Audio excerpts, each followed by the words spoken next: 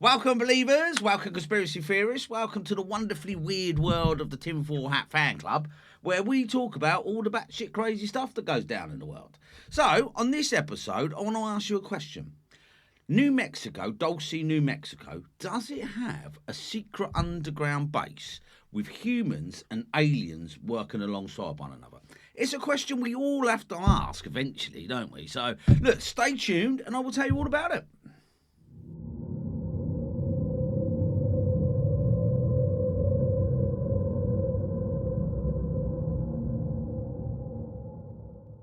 Welcome then, welcome. I asked that question again. Does Dulce in New Mexico hide a secret underground base with aliens and humans working alongside one another?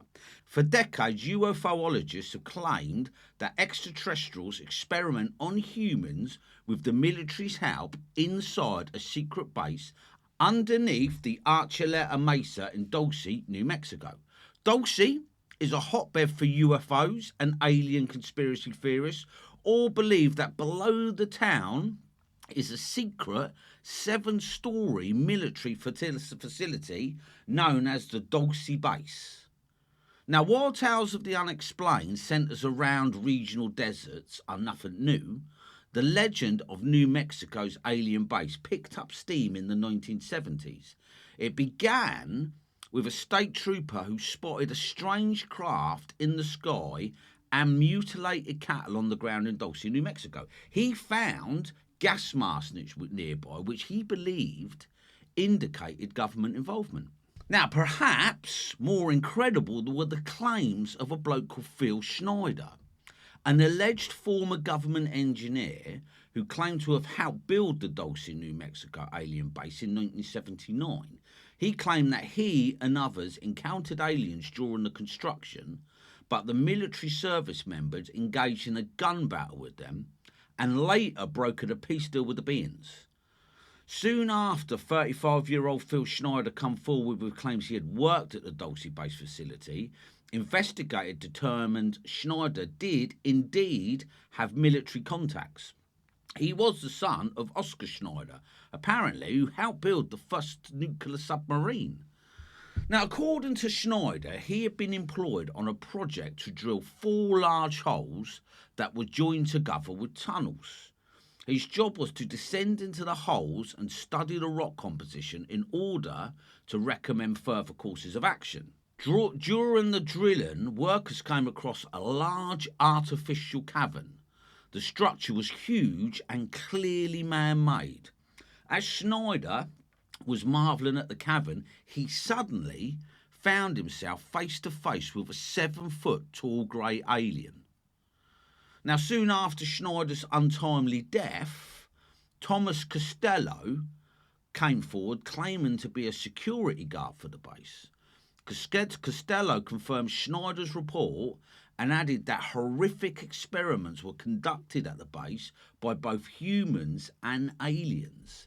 Costello noted that the caves in the mesa had been occupied by reptoid aliens for centuries. Now, we do know that the government can and do build underground bases. Of course they do. And they also probably do secret ones too. So researchers have found other instances of secret underground military bases. A Freedom of Information request revealed a strange report from the U.S. Forestry Service's Southwestern Region office in Albuquerque, New Mexico. It was an odd call from a man claiming to have run across workers building an underground alien base near the Tonto National Forest outside Phoenix. It noted the following email was sent to all U.S. forestry employees. And the email read, okay, this is the email. David received a call this morning at the front desk from a male caller reporting the construction of a secret government installation upstream from the Salt River Canyon past Pinal Creek. Caller claims to have seen construction cranes coming out of the side of the cliffs, miniature stealth planes and UFOs, aliens and people working together at the site. Aliens eating people. He found a severed head and claims to have pictures of some of this stuff. Caller reported that he is 60, not crazy, and doesn't do drugs. He said he had already called the office at the lake, But he didn't know if those people were turning the other cheek or maybe they had been paid off. So there's, it's obviously not Dulce, but it is possible. It is possible. So Dulce may not be the only underground base shared with humans and aliens. Although no hard evidence has emerged, rumours continue to circulate of strange goings on in Dulce, New Mexico. The area around Dulce has had a number of reported animal mutilations. The government and the aliens use the animals for environmental tests, psychological warfare on people, etc. The aliens also wanted large amounts of blood for genetic nutrition and other reasons. Obviously, this is all pie in the sky, isn't it? Do you know what I mean? Now, there is a book out there called ETs and UFOs. They need us, we don't need them. All right, and it's by a bloke called Virgil Armstrong. He reports how his friends, Bob and Sharon, stopped for the night in Dulce and went out for dinner. They overheard some local residents openly and vocally discussing extraterrestrial abductions of townspeople for purposes of experimentation. The ETs were taking unwilling human guinea pigs from the general populace of Dulce and implanting devices in their heads and bodies. The townspeople were frightened and angry, but didn't feel they had any recourse since the ETs had the government's knowledge and approval. So that was overheard in an eatery in Dulce. It is important, though, to note that the existence of the New Mexico alien base itself remains entirely unproven. Even as the legends surrounding it are well documented, stories arose in the mid-1970s with New Mexico State Trooper Gabriel Valdez reporting a series of disturbing cattle mutilations according to Michael Birkin's A Culture of Conspiracy. Now, that's obviously a book by the sounds of it, and I'll try and put it up there. Now, Valdez claimed to have seen sophisticated spacecraft in the Dulce, New Mexico skies near where the Dulce base is said to lie, and he has found mutilated cows. Now, talking about mutilated cows, right, here are some very important points noted by a friend and colleague of Greg Valdez. Now, he's the author of Dulce Base. In regards to the cattle mutilation in Dulce, New Mexico from the mid-70s to the early 90s, right, and this is what he writes, and it's a fair point, right? If the government went to local ranchers and purchased cattle to use for testing purposes, the first question any rancher would ask is, why are you testing my cattle? And more importantly, who contaminated them? The government has a long history of incompetent decision-making, but they are smart enough to avoid a lawsuit, especially when the evidence shows that they created the contamination in the first place. Now, I think he's referring to Project Guzbaki, sorry. It was an underground detonation of nuclear devices 22 miles northwest of Dulce on December the 10th, 1967, which apparently caused radiation leaks in the surrounding area. So evidence at the first Gomez Ranch mutilation indicated that whoever killed the animal went back the next day to its location. Based on the way these dead animals were decomposed in a manner much different than normal corpses, they were probably still conducting research on the animals as they decomposed. There is evidence they returned to the crime scene. They could not simply take the cattle, keep them and destroy the evidence after the animal was dead, because this was cause panic. Cause panic amongst the ranchers who would condense their herds and keep them in corrals to protect them, making the experiment nearly impossible. Now remember that these ranches cover a large geographic area in remote locations. The worst thing a rancher can do was corral and babysit the animals at night if you were in the business of mutilating cattle. Leaving the carcasses behind actually helps push the alien cover-up portion of the story. This is highly orchestrated, well-funded operation. It could simply explain that the animals were intentionally left behind to mislead investigators into thinking aliens were involved, since strange UFOs and helicopters actively was routinely seen around the area. So what I think he's trying to say is, if the government did want to do it, and they probably did do it, then they've left them there to throw the scent off them, basically. Birkin is quick to note that cattle mutilations are often tied to nearby UFO sightings. The political scientist added that the Colorado, New Mexico border region has become one of the most prominent sites in the country for both kinds of reports by the early 1980s. So there are UFOs knocking around. There definitely is. And you never know, some of them might be governmental experiments. Some of them might be aliens as well. You just don't know, do you? Now, the claims about this base, the Dulce base, reached far and wide and were followed in 1979 by stories from a bloke called Paul Benowitz. Now, Paul Benowitz, a local electrician with a doctorate in physics, was researching classified government programs at Kirtland Air Force Base in Albuquerque, New Mexico. Part of his research involved construction and monitoring of sensitive radio equipment. In 1979, he began intercepting strange radio transmissions. From what he could tell, the communications were between government organisation and another party which he ultimately determined were not from this planet. The signal originated from the mesa near Dulce. That's why he's got involved in it. With a growing national interest in both cattle mutilation and claims of electronic signals, the Dulce base legend was born. Benowitz in 1982 first positioned that the secret base existed. So Paul Benowitz reports about his study into the Dulce area. Troops went in and out of there every summer starting in 1947. The natives do recall that.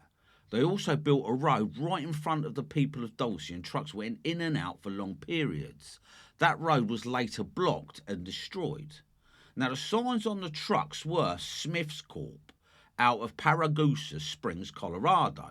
But no such corporation exists now. No records exist.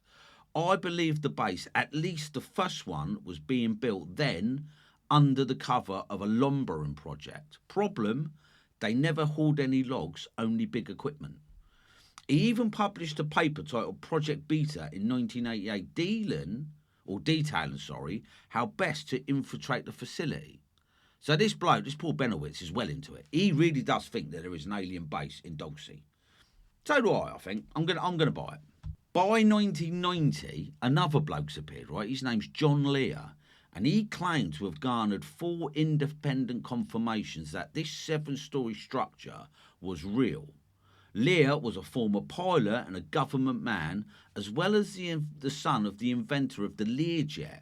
So people gave him credence to his claims.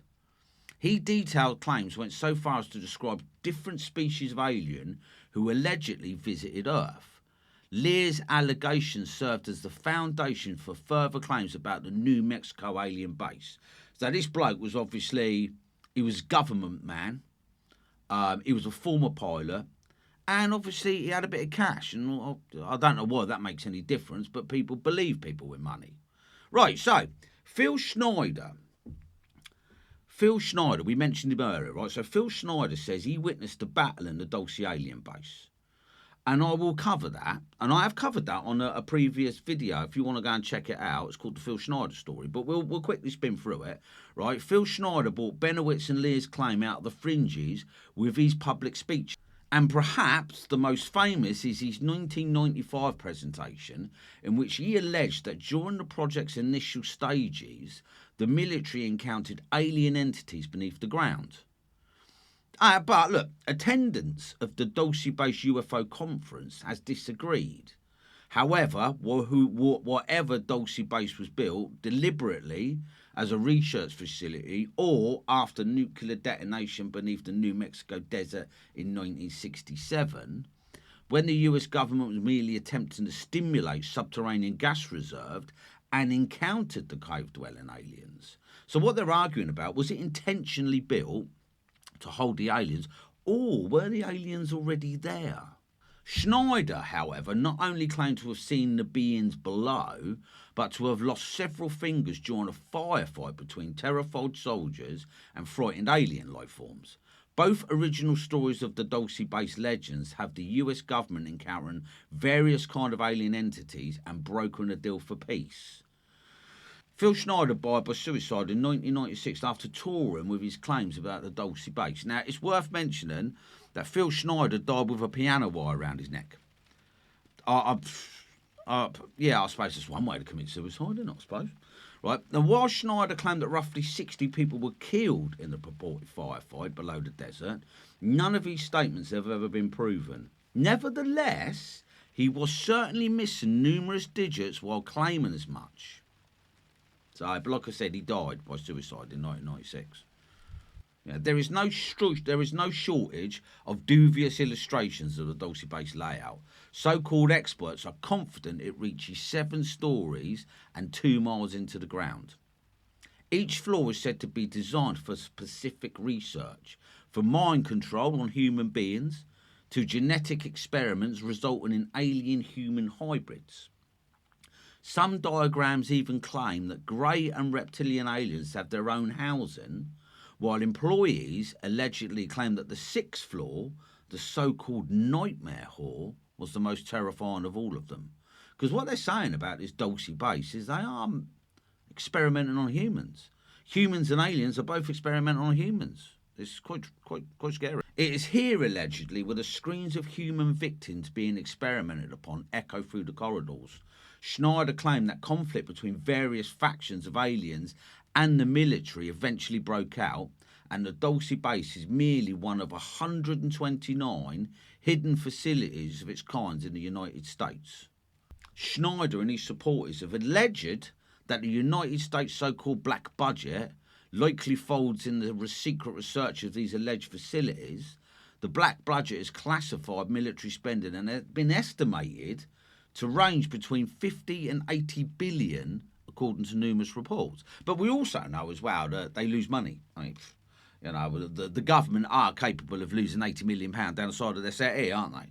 So that would obviously be siphoned into it as well. So look, the whole town of Dulce, New Mexico, whoever you want to talk to, they will tell you what they've seen, said Geraldine Julian.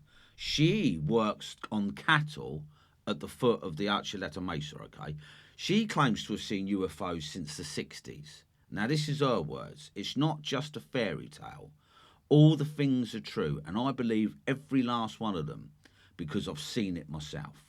So, what do you think then? The Dulce underground military base, does it exist? I'm going to say yeah.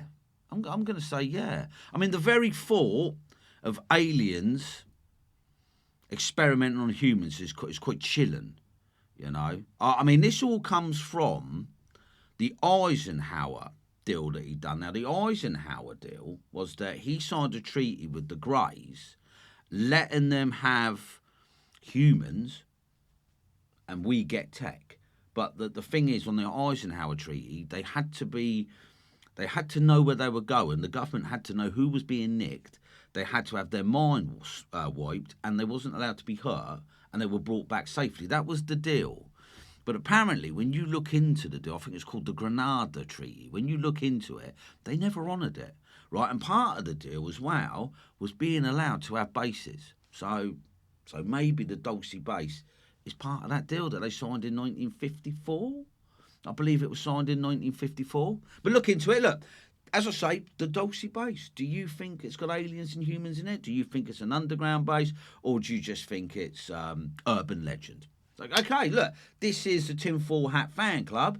Please like and subscribe if you can. That would be fantastic. And leave me comments. Let's have a chat about it. So I'll catch you on the next one. Thanks very much.